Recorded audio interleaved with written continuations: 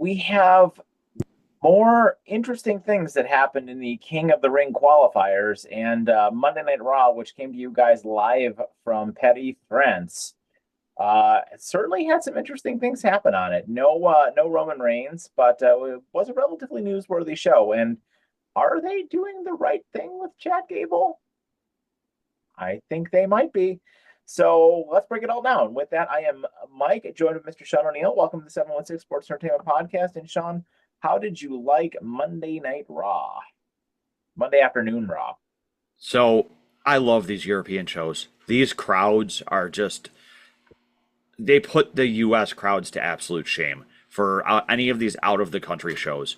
And the fact that WWE might actually, I'm not going to guarantee it, but the fact that we might actually be seeing the proper usage of Chad Gable gives me a lot of faith that maybe WWE can tell good stories.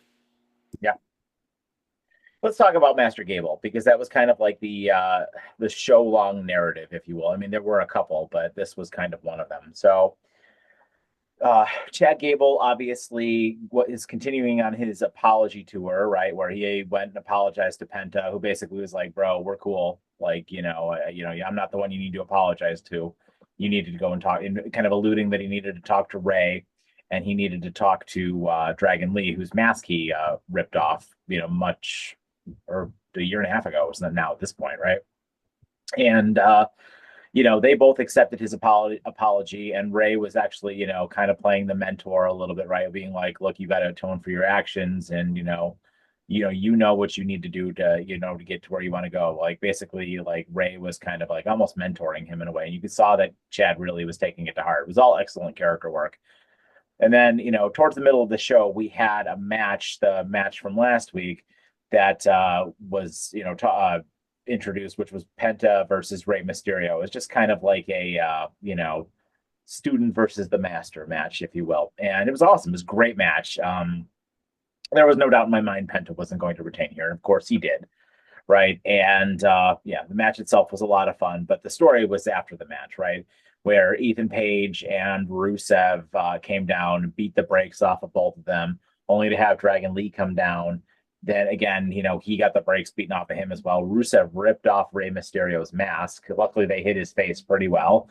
But this brought out Master Gable, who beat the tar out of both of them and gave the mask back to Rey, and basically fully solidified being probably one of the top baby faces on Monday Night Raw through this whole thing. And I thought everything about this was excellent. And he is and should win the Intercontinental Championship. Absolutely. Honestly, if he were in the King of the Ring, I would say he should win that. I mean, the character work that Gable is doing for this redemption arc is absolutely incredible. And I mean, we've always said that Gable was incredibly underrated. I mean, he's always made whatever he did work, be it American Alpha, be it Shorty G of all things. And then who would have thought that a redemption arc from El Grande would look as good as it does with him? And I'm very, very, very curious who Rey was implying that he still needed to go and apologize to. I have my thoughts, but I'm curious what yours are. No, go ahead. Tell me what your thoughts are. I think it's Otis and Tozawa and Maxine. Yeah, I think it's the same thing. Okay. I just, the only other person that it could be in my thoughts is for everything he did to other El Grande to actually apologize to him too. He kind of already did that though. I think the him going and apologizing to Otis, Tozawa, and Maxine is the bigger story. And Otis and Tozawa accepting it, but Maxine then continuing her what looks like heel turn and joining the Vision. Yeah. No, I think you're right. And I think that that'll happen. And, I don't know if they I don't necessarily want him to go back to like being a part of that group again, but I desperately want him to be the one to win the IC title at this point.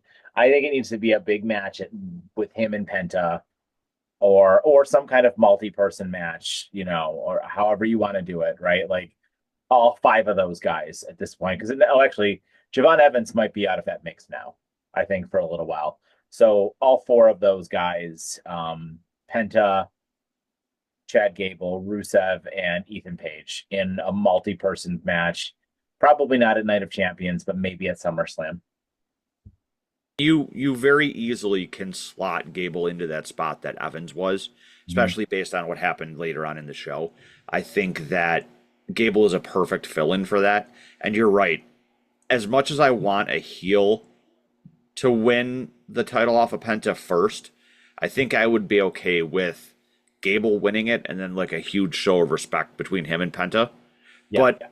I think I'd also be fine if a heel won it first through some dastardly means, and then Gable won it off the heel. Yeah, I mean, I would still be okay with Ethan Page, and then going to Master Gable. Like that would be fine too. I don't know how they're gonna like. I don't know how they're going to do that, but I like it that they're keeping all of these guys in it, and I like it that they're doing things with all of these guys, and like it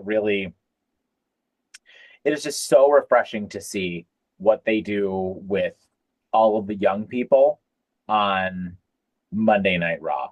And that goes up and down the list. I mean, I know Penta's more and he's newer to WWE, but he's a veteran, right? But like you talk about Obafemi, you talk about Javon Evans, you talk about Ricky Saints, who we'll get to in a little bit. You talk about Ethan Page, right? Like all of these guys, Monday Night Raw does such a good job using these guys, all of them. Like they all So, have great showings on this show. so I have a thought on how they could do it for Gable and how a heel could win it first. You have that multi-man match, and you have something kind of similar to this where like a mask moment happens, where Gable has a chance to win it, and then you have like Rusev or one of them outside the ring with Penta, and they rip his mask off, and instead of going for the win, Gable goes to help Penta because of the lucha thing, and one of the heels wins. Yeah, yeah, I could see that. I could absolutely see that, and that would be fine, right? Like I think that that would be completely fine to do it that way. I mean, you kind of feel a little bit bad for Penta. I have a feeling like Penta's had a good run with the IC title now. While I'm not completely ready for him to be done with it yet, I also think I don't know. I don't think that he's world champion material, but I do eventually think that we probably need to get him into a tag team with his brother at some point. I agree with the tag team part. Surprisingly, Penta has been a world champion in other promotions, and he can pull it off. I don't know if WWE would pull the trigger on it, but I could see him maybe splitting his time and winning the AAA title. But I don't know that WWE would pull the actual trigger on letting him win. As awesome as it would be to have him win the main title, I don't trust that they would do that. Yeah. Continuing on with the good from this show, Obafemi opened the show, made his way to the ring, and this was an awesome segment. I mean, Oba was so over with the people of Paris. It was so cool to watch. They were just, blowing the doors off the roof there. I mean, it was absolutely spectacular, and I liked everything about this. He talked about Dominic Mysterio a little bit. He talked about becoming the next King of the Ring, and he also again talked about Brock Lesnar, which I think is kind of alluding to what's going to happen next week between him and Dom. Dom obviously came out, started talking a little bit of smack, and JD went to hit Oba with the chair, and he didn't move, which was awesome, Straight up no sold that. and just beat the tar out of both of them. And yeah, says he'll settle the score. I don't know how you book this match with him and Dom at all if Brock Lesnar doesn't show up. Um, but I don't know. What do you think? So I'm still of the opinion that Oba is going to beat Dom and that he's going to be cost at the major event. And you're going to have Lesnar show up and cost him in the finals. I think because I do think that no matter what, Lesnar has to cost him because there's nobody in this tournament that can beat him. I mean, we've seen some of these people already go up against him in other things and they couldn't beat him then. That's never going to change. So I think that my personal thought is Oba wins over Dom and Lesnar costs him at Night of Champions. Let's keep going down this path. I want to talk about like the rest of the show, and then we'll continue like kind of fantasy booking the King of the Ring thing here. So we had a lot of stuff going on between Los Angeles Night and the Usos and the fatal the four-way quarter qualifier that's going to be on SmackDown this week. So LA Knight came down to the ring. He cut a long promo about Roman Reigns and made it very clear like he's going to go for Roman Reigns, and then started talking smack about how, every single one of Roman Reigns' goons, his neighbor, his gardener, all of these guys are going to like help Roman Reigns retain the title, which I thought was hilarious. And this brought out Jey Uso, who did the eat thing again and like was completely out of breath and couldn't cut a promo at all. Dude And was so winded. Like yeah, I don't think I've ever seen anybody that winded since the Ultimate Warrior. yeah, it was kind of embarrassing, to be honest with you, and just completely couldn't cut a promo at all. And LA Knight basically just took him to school, and it was like, you better do this by yourself, more or less, right? And he doesn't, was kind of like alluding to the fact that Jay isn't going to do this by himself, and that LA Knight is going to be up against it. So that match is going to obviously be very interesting, right? I mean, you've got Balor in there, you've got LA Knight in there, you've got Royce Keys, and you've got Jey Uso in there. Given the way they've been booking things lately, I have no idea who's going to win that anymore. Like, I have no idea who's going to win that anymore. Like, what, and we'll talk about the main event in a moment, but like, I think LA Knight has to win. I said it when we did our SmackDown review the other day. I think LA Knight has to win now, especially now, given the way the one went for the main event, which we'll get to in a minute. I think that LA Knight has to win the whole thing now. So I'm stupid. It's Jay, Knight, Keys, and who again? Balor. Yeah, no, Knight has to be the one to win, and I think he has to pin Jay. Yeah. I 100% think that Knight needs to pin Jay. Yeah. And I mean, the only thing that I could see WWE messing up about the whole thing is having Jimmy or somebody cost him, and then they just that we run it back again with Jey Uso out of breath and the same old story, which I'd rather not see. I think that honestly, as of right now, I would be 100% okay with LA Knight winning the entire thing. Yeah, I think I would too. And especially given the way the main event went down, right? Like, let's talk about the main event, and then we can kind of book the two semifinals here. So the main event was awesome, and it saw Seth Rollins versus Ricky Saints versus the Big Fatu and Javon Evans. And every single one of these guys got an awesome opportunity to shine. This match was awesome. As I mentioned at the offset, I loved how good they made Ricky Saints look here. He looked fantastic. Like, he looked like a star here. They gave him a million opportunities to shine. But ultimately, the vision came out and cost Seth as he was trying to get the win with the stomp.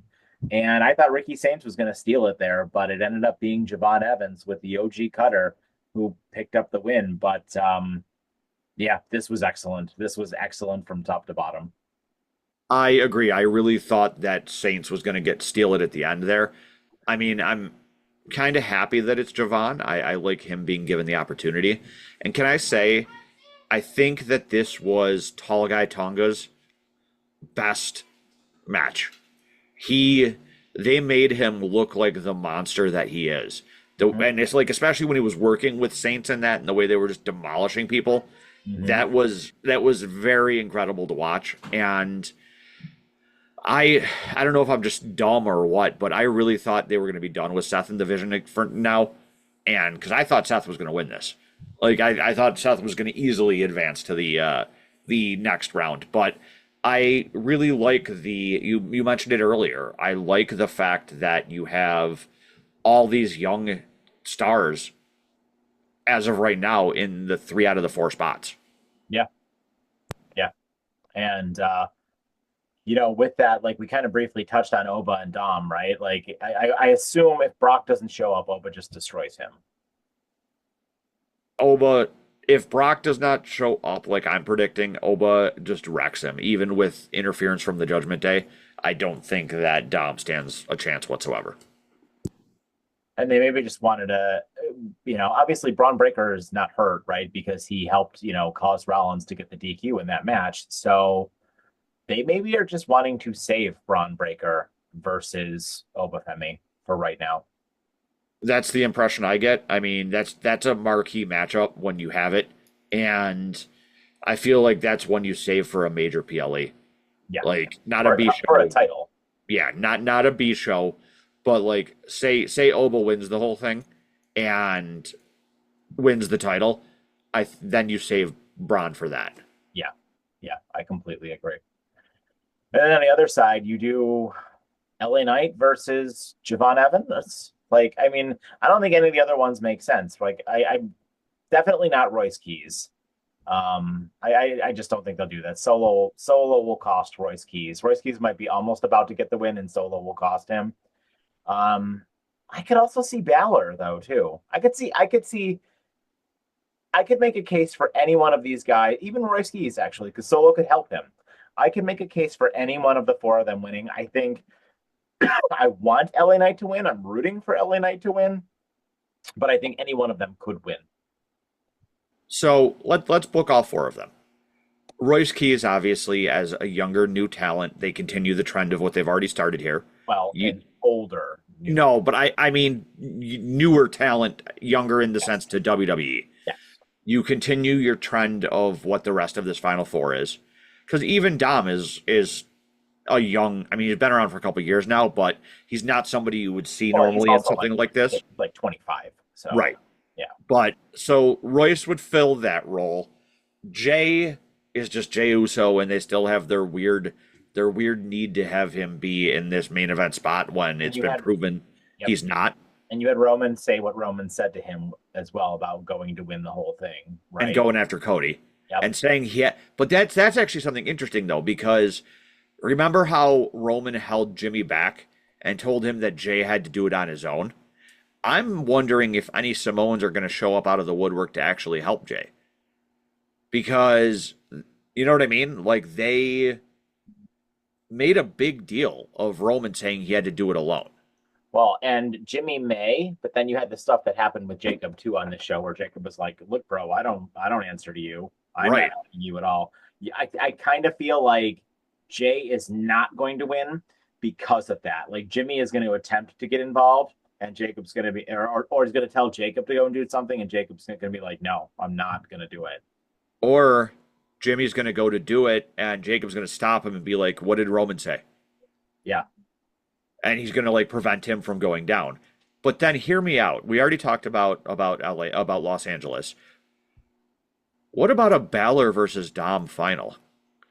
Because remember, Dom said that he had still wanted another shot at Balor when he wasn't the Demon after losing to the Demon.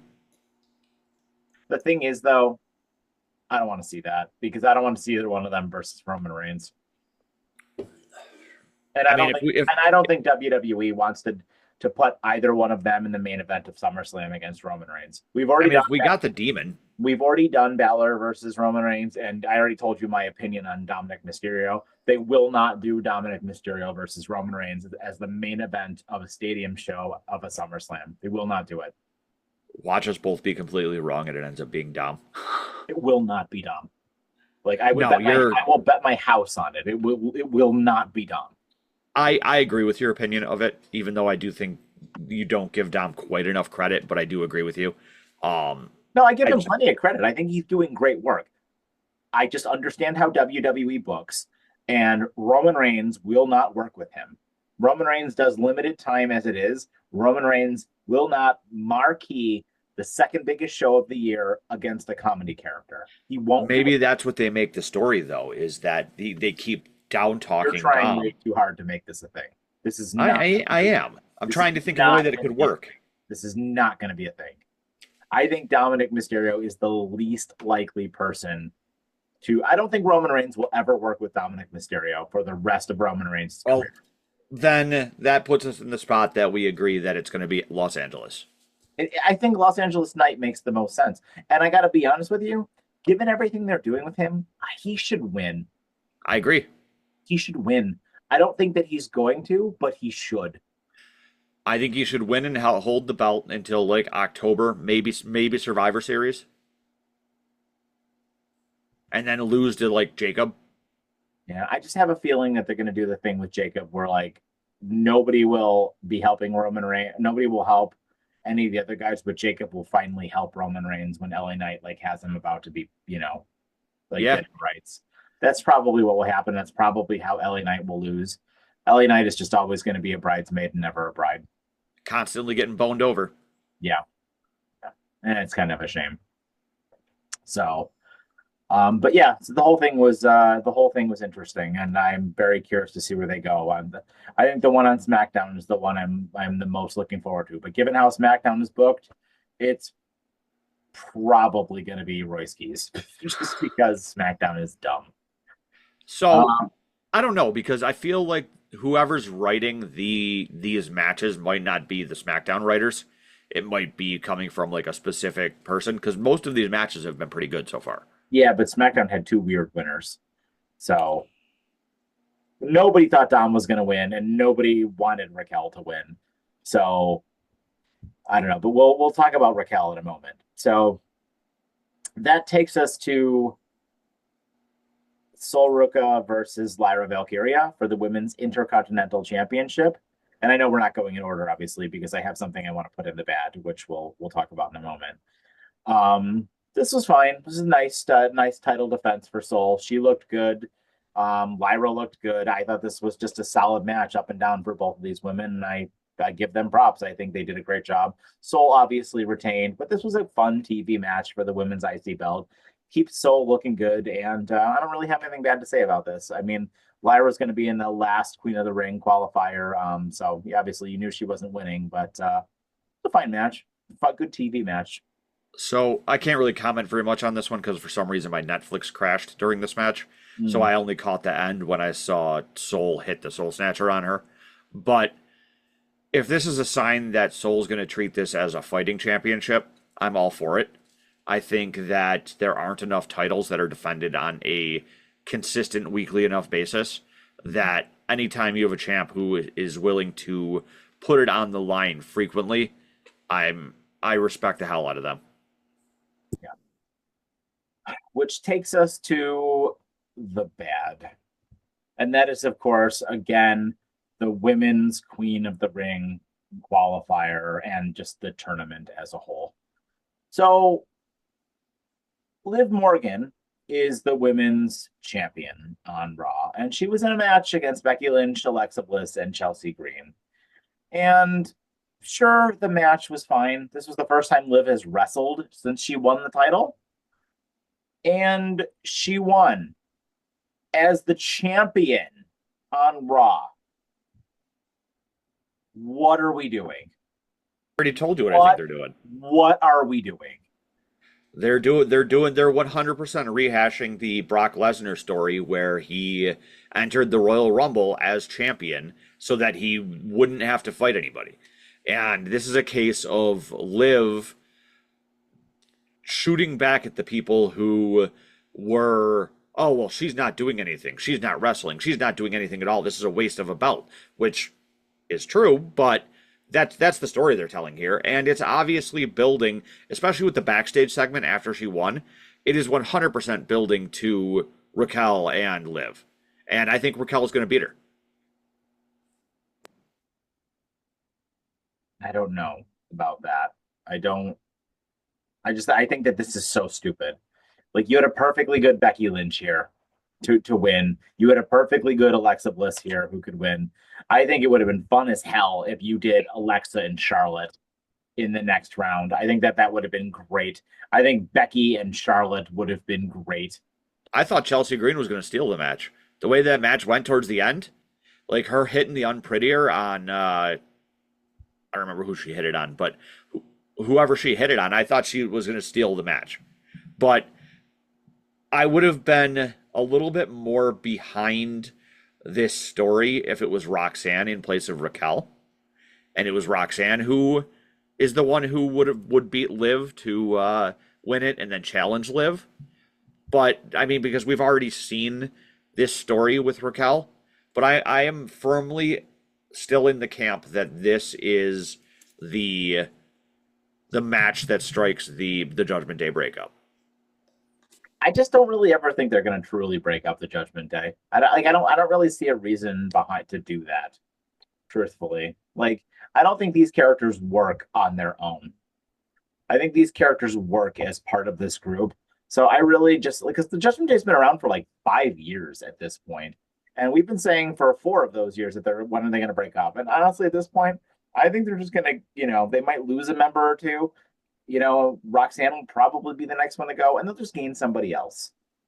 Like I kind of don't think that this is ever going to be like a thing. And Raquel is another one of these, always a bridesmaid, never a bride. Raquel's never going to be champion. She feuded with Stephanie Vaquer for like 6 months and lost every match. Like, I mean, she's not going to go on to face Liv or Rhea at SummerSlam. That's not going to happen. But let's book out the last one though. So the last one is Soul versus Lyra versus Charlotte versus Jade. Who wins that one? It's either going to be Charlotte or Jade. It's going to be one of those two. Or Lyra.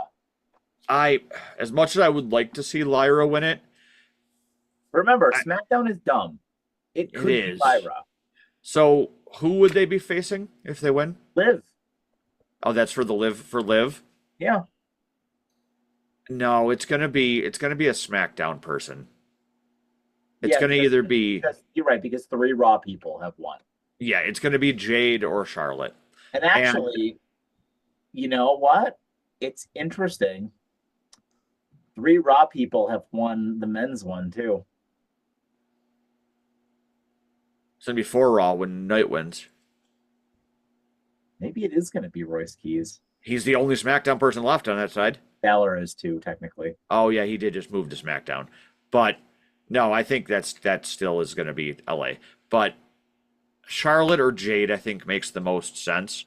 And you're gonna do Jade versus Liv? I could see it. And then you just have Liv lose right there? Maybe. Or you have Liv win. Have Charlotte come out and cost Jade. Or have Tiffany come out and cost Jade. Because it looked like they were going to be on the verge of starting a Tiffany and Jade thing. You have a couple of very easy outs for that. You know what I mean? Yeah, I don't know. I have a feeling you're right, and I think it's idiotic if the finals of the Queen of the Ring are Liv and Raquel.